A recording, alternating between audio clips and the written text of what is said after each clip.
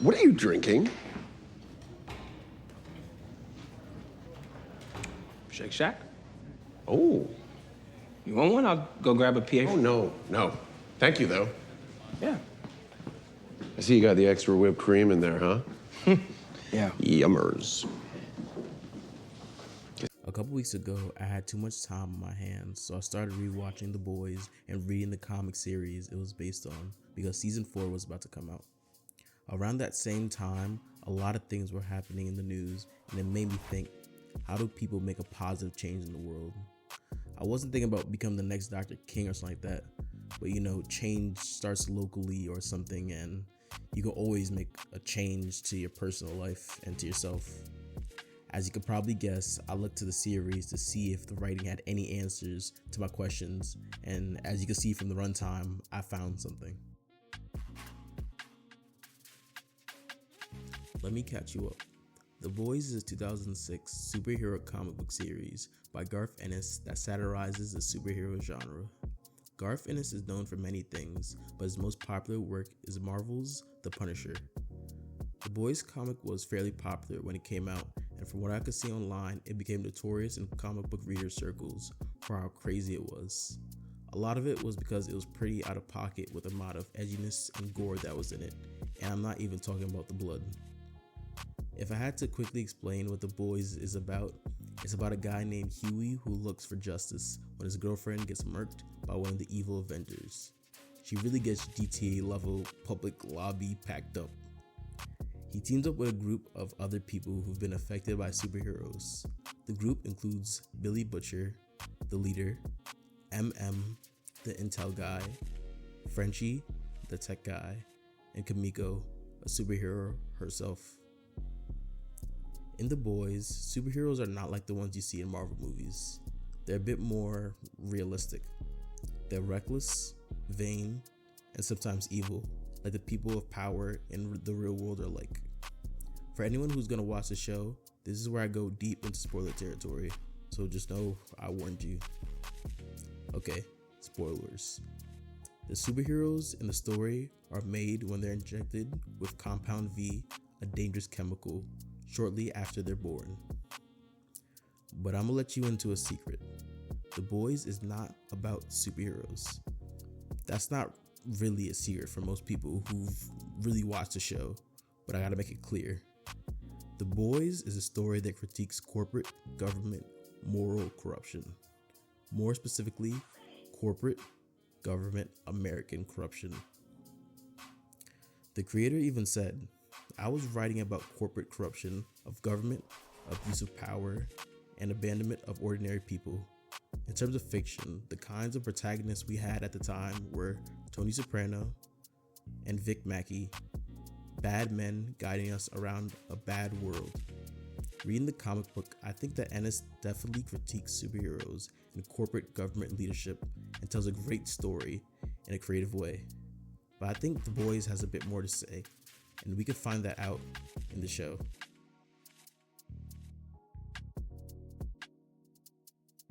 The TV show was developed by Eric Kripke and released in 2019. I think Kripke's additions add a lot to Ennis's message. The show makes some edits that make it more relatable to today's audience, with overt messages to social media and the use of modern buzzwords. It also polishes it up for TV audiences, which you'll get if you read the comics. The biggest thing that Kripke changes are certain plot elements. I think the way Kripke moves the plot could tell us about how the show's message advances the comics message. But to really understand Kripke and his message, we need to go back to 2005. Eric Kripke grew up around Toledo, Ohio, and moved to LA to attend USC Film School, and was talented enough to get into the industry. He was a writer in a few notable projects and had some breakup successes like the horror movie Boogeyman. I'm not too confident about Boogeyman, but his first true sensation was with his Warner Brothers TV show, Supernatural.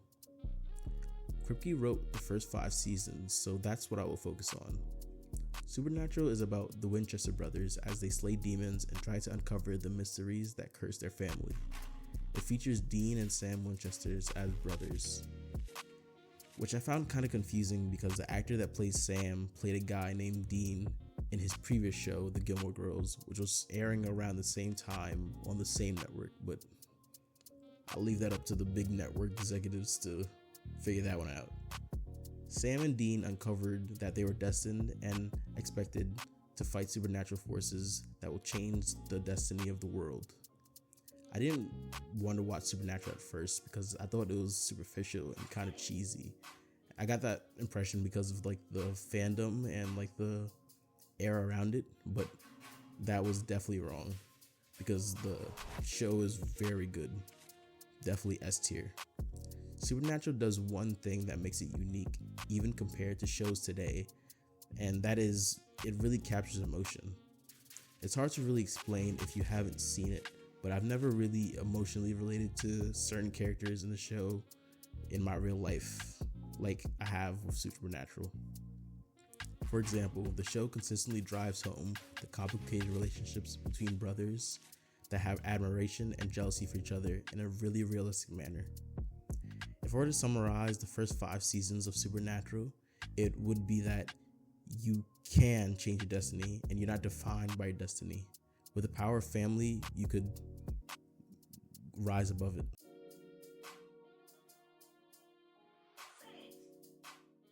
After Supernatural, Eric's next true hit was Timeless. Timeless was probably my favorite show of his, but that's probably because I'm impartial toward time travel type stuff. Anyways, Timeless is about a ragtag group that's tasked with stopping unknown forces from changing history to benefit themselves. The ragtag group includes Lucy, a Stanford history teacher, Wyatt, a Navy SEAL type, and Rufus, a talented scientist. In this show, a rogue terrorist steals Tesla's fake time machine. In this show, there's a fake Tesla called Mason Industries with a fake Elon Musk, but he's British, but that's besides the point. So they send the ragtag group to chase the rogue terrorists in the backup time machine called the Lifeboat. They soon come to find out that the real enemy is Rittenhouse, which is essentially the Illuminati, and Rittenhouse is trying to change history to make it become a fascist state. They come to find out Rittenhouse goes all the way back to the Colonial Revolution, with ideals that go all the way back to the Colonial Revolution, if you know what I mean. Timeless takes the message of not being defined by your past and destiny that Supernatural puts out and continues with it. Timeless tells us that not only are you not defined by a pre-described destiny, you have the ability to change yourself and the world around you with the power of found family. We see this in Wyatt and Garcia, who think that they're defined by losing their families and friends, but come to learn that they're not.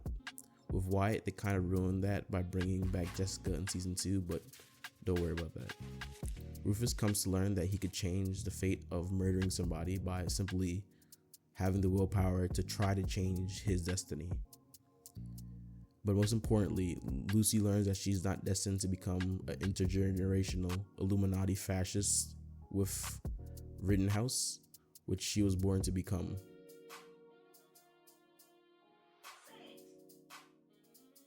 So we're back to the show I'm supposed to be talking about. The Boys is the final piece in a message Kripke has been crafting since Supernatural, in my opinion. Although Supernatural wasn't very political, Timeless definitely was, and The Boys is even more political than the anti-fascist messaging in Timeless. In The Boys, the crew fight against superhero corporation Vought, which owns a fake Avengers/Justice League called the Seven. The discount leader of the Seven is Homelander, and he's pretty terrible. Homelander and Vought throughout the show sow fascism in the American public to advance their own personal goals. Vought is a ruthlessly malicious capitalist company which goes hand in hand with fascism, but Homelander takes it to a different level. He openly partners with Nazi racists to promote a us versus them mentality in the American public and arms international criminals with Compound V to make America even more militaristic. This openly reflects current day America, which is seeing a rise in racist militaristic fascism. How does Eric say we should combat this? The answer to this is a continuation of the messaging in Timeless, which itself was a continuation of the messaging in Supernatural.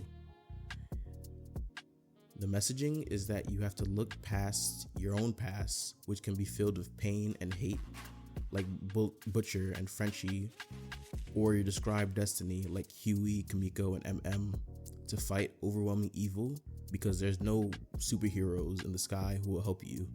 It's just you and your found family. Butcher in the show was haunted by his past with his family and Rebecca, and he wanted to fight the Supes.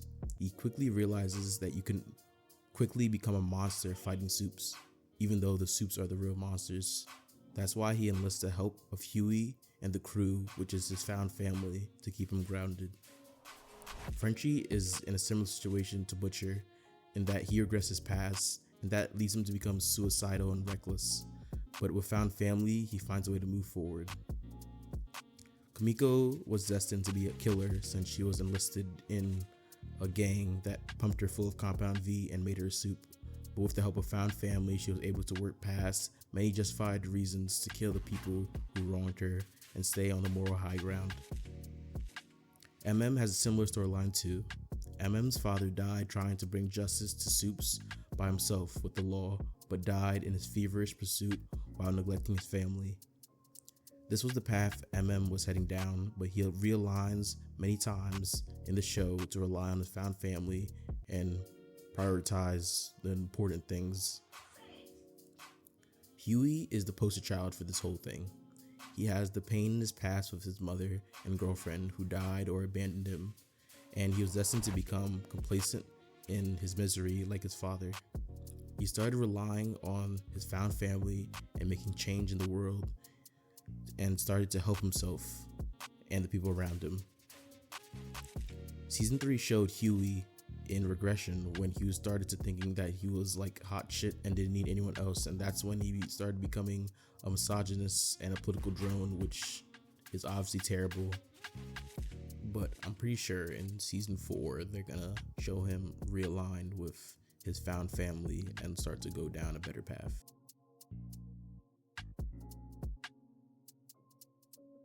This is what I think the culmination of all the messaging in these shows are. No matter where you come from or who you are, you have the ability to change yourself and the world by working with your family/found family to fight against unchecked government power and hate that seems invincible. But you can't sacrifice your morals because you could become worse than the unchecked power you're fighting. I don't think that the message that Kripke is weaving in his shows is groundbreaking, but I think it's very important in relation to the world today and people's daily struggles. Also, it's very consistent in his shows. I could also just be very wrong and drawing wacko conclusions, but you got to this point, so we're both in this rabbit hole. But that's really it. Kripke, I love your shows. Can't wait to see the next. Like and subscribe. Peace.